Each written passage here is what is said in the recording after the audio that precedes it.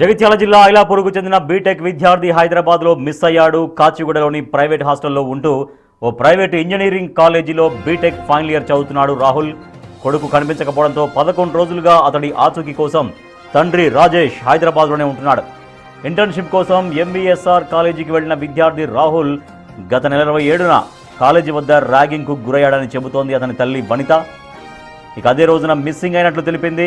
ఇప్పటికే కాచిగూడ పోలీసులకు ఫిర్యాదు చేశామంటున్నారు. రాహుల్ ఆచూకీ చివరిసారిగా కాచిగూడ రైల్వే స్టేషన్ వద్ద ఉన్న సీసీటీవీ కెమెరాలో కనిపించింది.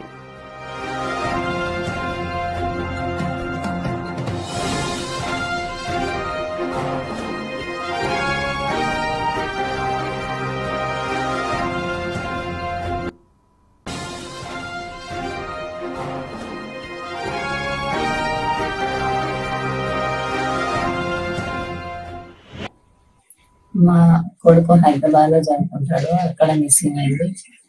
చిన్న గొడవ అయిందట. హాస్టల్ నుండి వెళ్ళిండు. కాచిగూడ రైల్వే స్టేషన్ లో దించిండు. వాళ్ళ ఫ్రెండ్ దించమంటే అక్కడ నుండి మిస్ అయ్యిండు. గొడవ ఎందుకు అయిందో ఏం కథనో తెలియదు. మాకు బుధవారం వెళ్ళిండట, శనివారం తెలిసింది. వాళ్ళ డాడీ వెళ్ళిండు హైదరాబాద్ కి. కంప్లైంట్ ఇచ్చిండు ఆదివారం. చూస్తున్నారు వాళ్ళు కూడా.